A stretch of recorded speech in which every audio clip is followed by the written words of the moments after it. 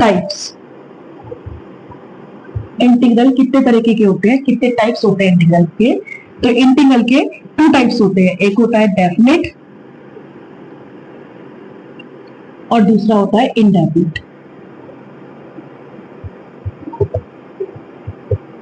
अगर हम बात करें डेफिनेट की, तो डेफिनेट इंटीग्रल और इनडेफिनेट इंटीग्रल में क्या डिफरेंस होता है?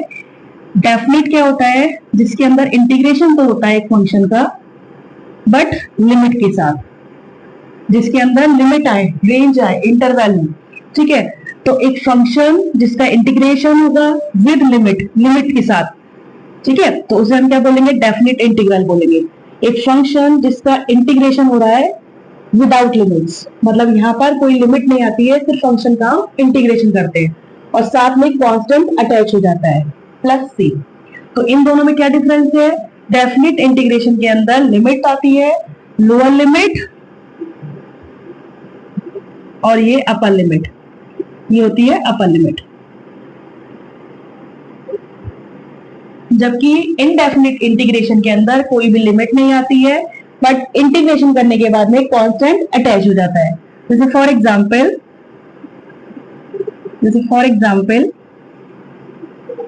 1/x log x, ठीक है। तो यहां पर एक लिमिट आएगी, चाहे वो लिमिट कुछ भी हो, 0 to 1 मैंने ले ली यहां पर, ठीक है।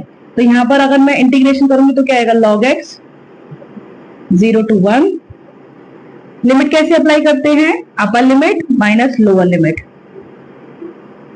तो इसका आंसर क्या आ जाएगा? log 1। log 1 क्या होता है? 0, और log 0 क्या होता है? अनडिफाइंड।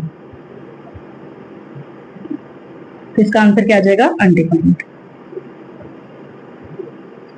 जबकि अगर हम सेम यही केस लें, यही एग्जांपल लें, फंक्शन हमारा सेम रहे लेकिन विदाउट लिमिट हम बात कर रहे हैं, तो यहां पर क्या हो जाएगा? ये log x प्लस सी।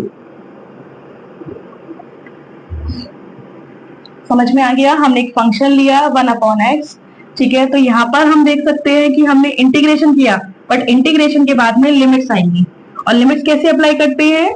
अपर लिमिट माइनस के लोअर लिमिट। जबकि हम इनडेफिनिट इंटीग्रेशन के अंदर देख सकते हैं कि हमने सिंपल एक फंक्शन का इंटीग्रेशन किया है, जैसे 1/x का डायरेक्ट फॉर्मूला हमें पता है log x होता है, बट प्लस सी आएगा। यहाँ लिमिट्स नहीं आती है बट कांस्टेंट आता है, यहाँ पर कांस्टेंट नहीं आता बट लिमिट्स आती है। इन दोनों के अंदर सिर्फ यही डिफरेंस होता है और कोई डिफरेंस नहीं होता है। Thank you.